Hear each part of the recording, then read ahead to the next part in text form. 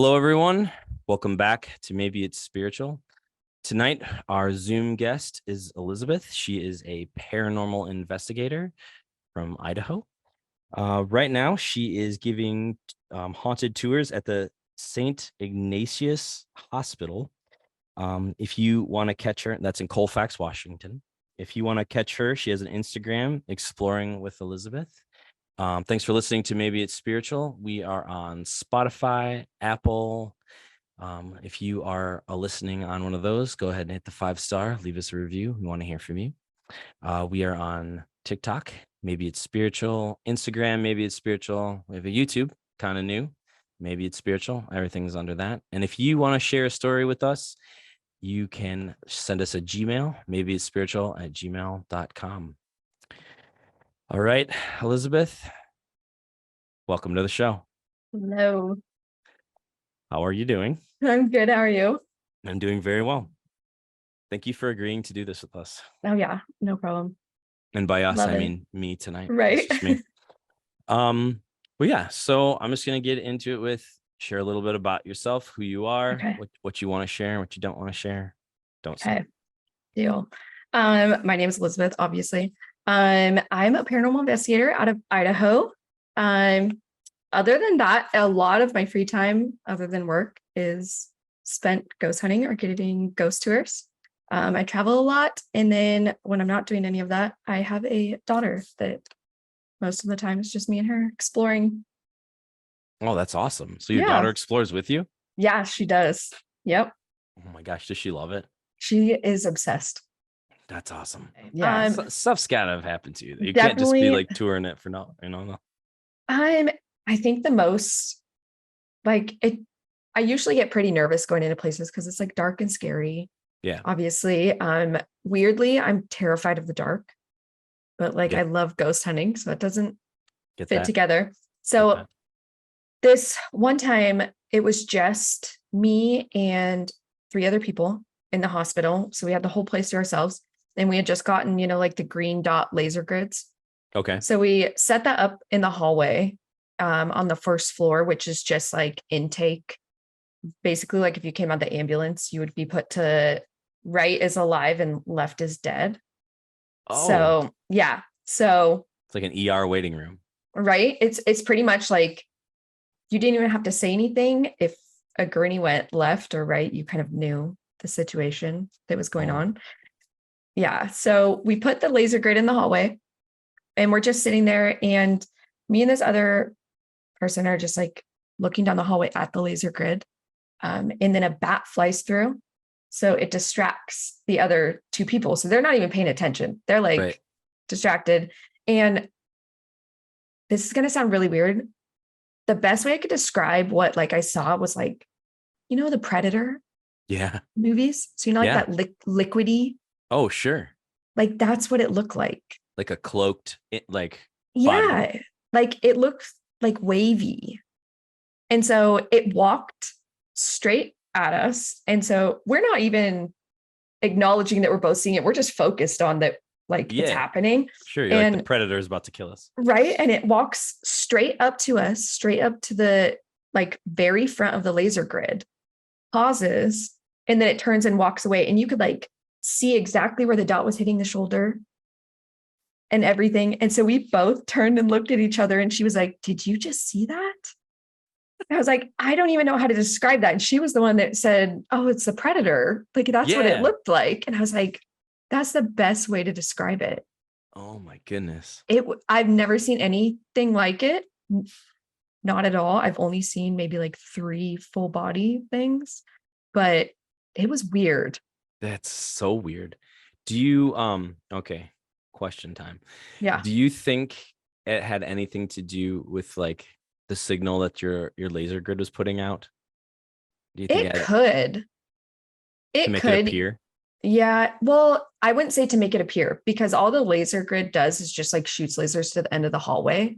Yeah. So like even when the bat flew through it, you can see the motion of the bat like coming through. You can see exactly where it's at. And did it disrupt it? Because it obviously stuff gets in the way and it like disrupts it, correct? Yeah. Yeah. So you can tell when like if somebody's walking around like dust You can tell because the lights, it's almost like something gets in the way of the path of that like specific laser. And then Yeah. it blocks it out for a second.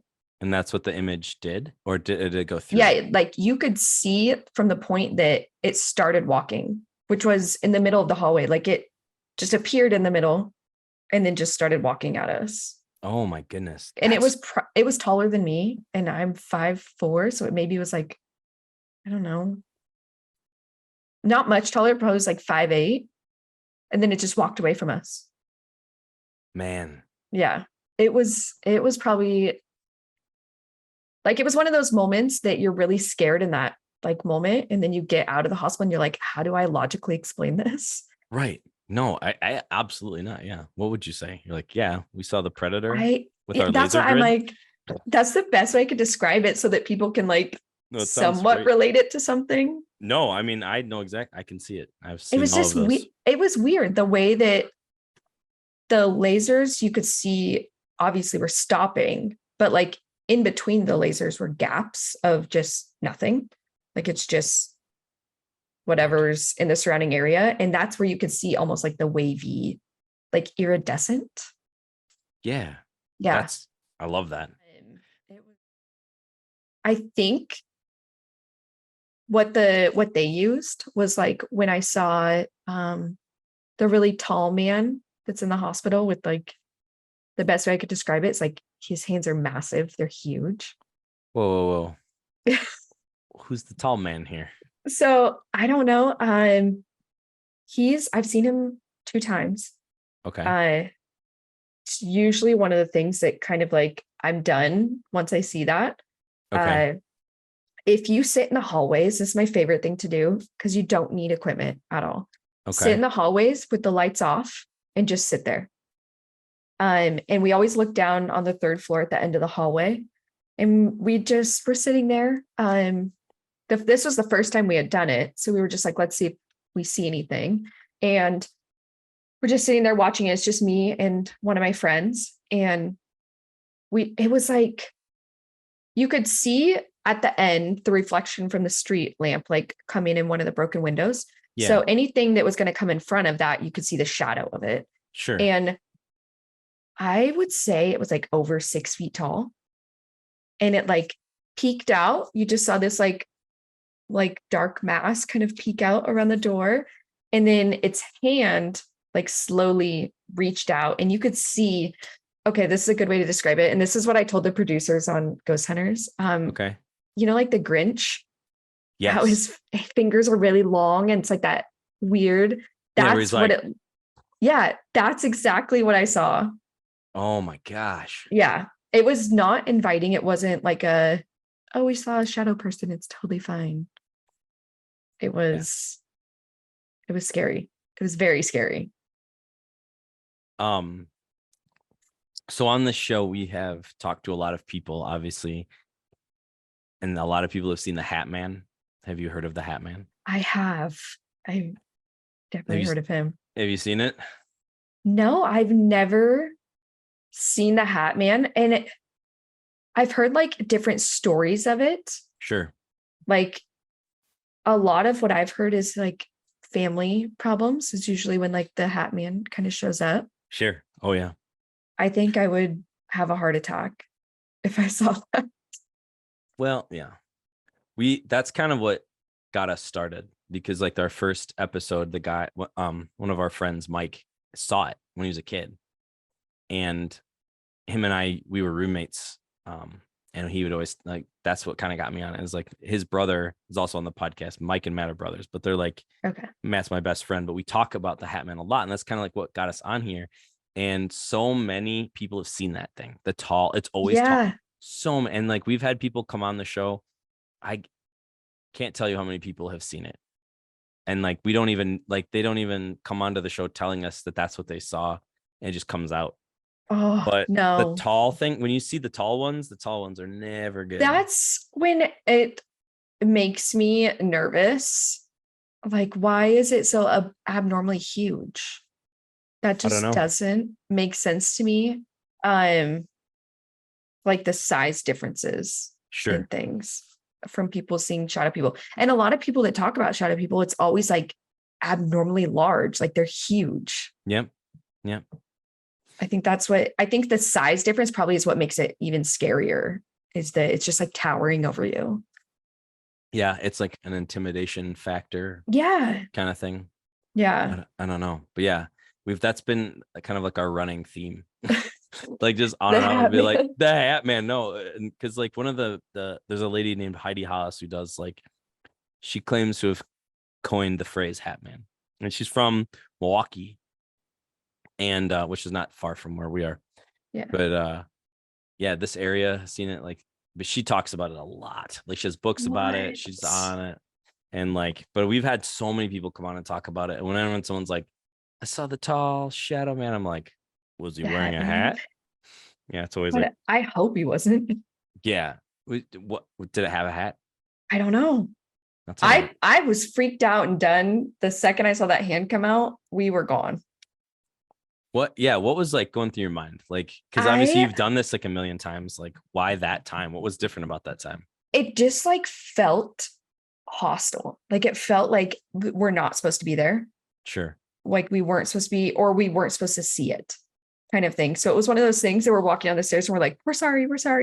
Like we didn't mean to bug you or whatever, but it was just, and it's one of those moments. Usually when I leave the hospital, like I am fine. I just leave. But that Yeah. was like one of the nights that I like turned around and I was like, you have to stay here. You cannot come home with me. And I just remember checking like my rearview mirror. I was so scared. It was like following me home. And I remember my friend was like, she was having a meltdown. It was bad. So wait, it followed you home, or No, we were making sure it wasn't. making sure it wasn't? Yeah.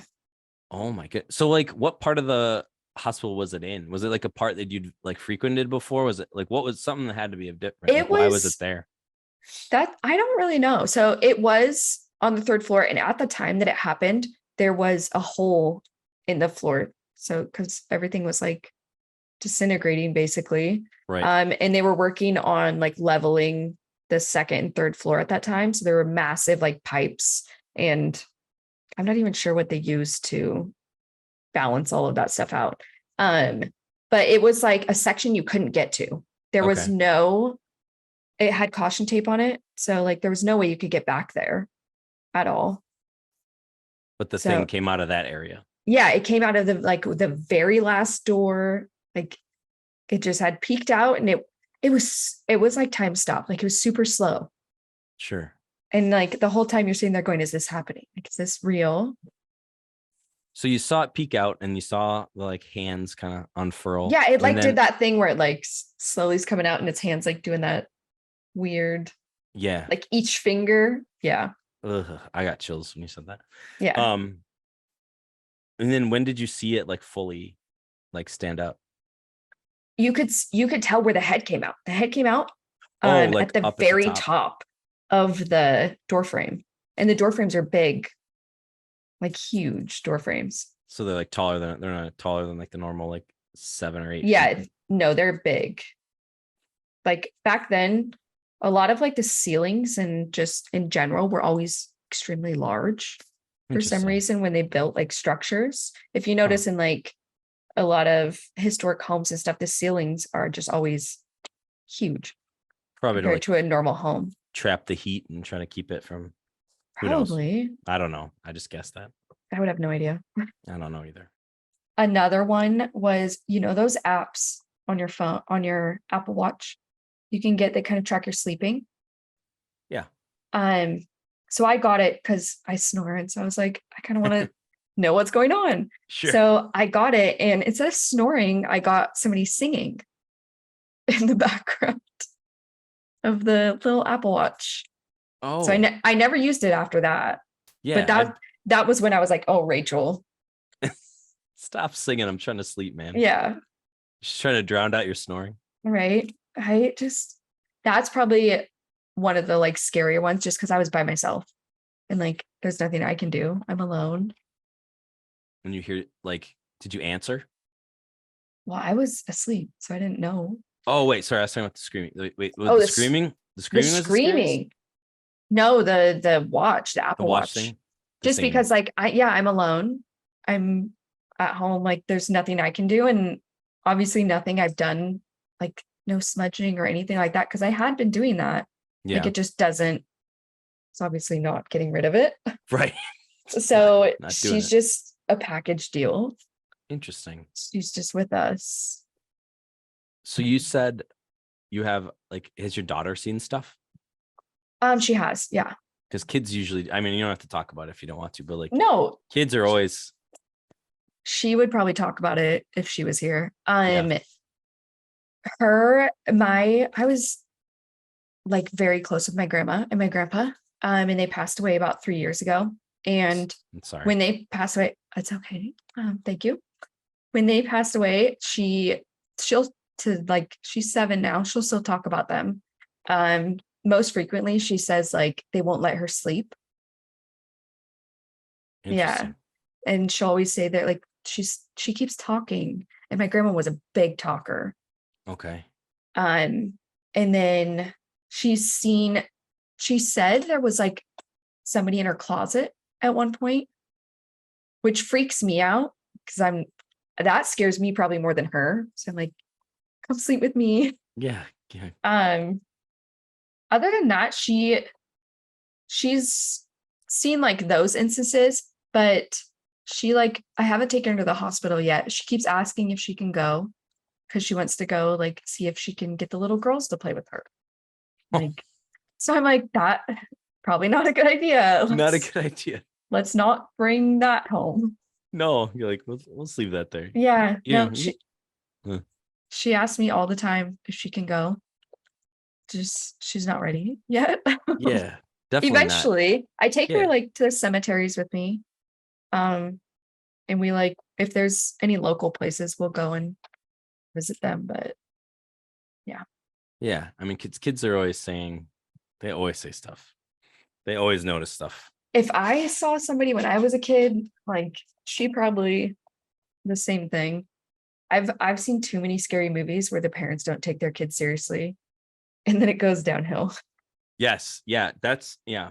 I've always like when my kids, I have 3 kids, but I have one that never sees anything, and I have one that sees literally everything.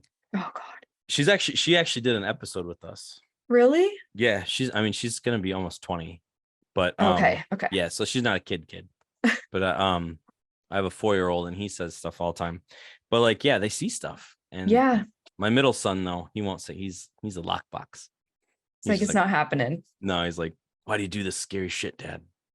And I'm just, That's the type of person though that would come on the ghost tour and there probably nothing would happen. yeah, he wouldn't, but like he's had dreams and I know he sees stuff. Yeah. He's kind of like his mom, and his mom has seen stuff, but she's like, but yeah. So yeah, I don't know. I just was interested because you said you had a kid, because I feel like with the stuff you're doing and all that, I haven't seen something.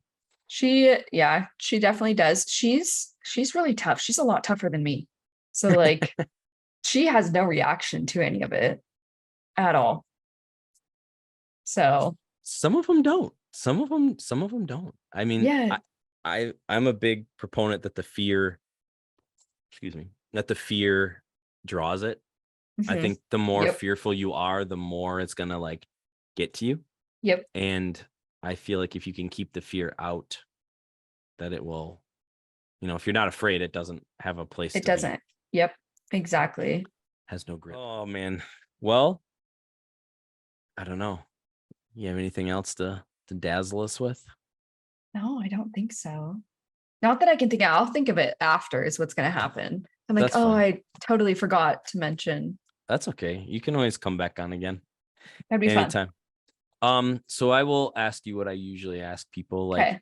When you experience stuff, the things you've experienced, what do you think it is?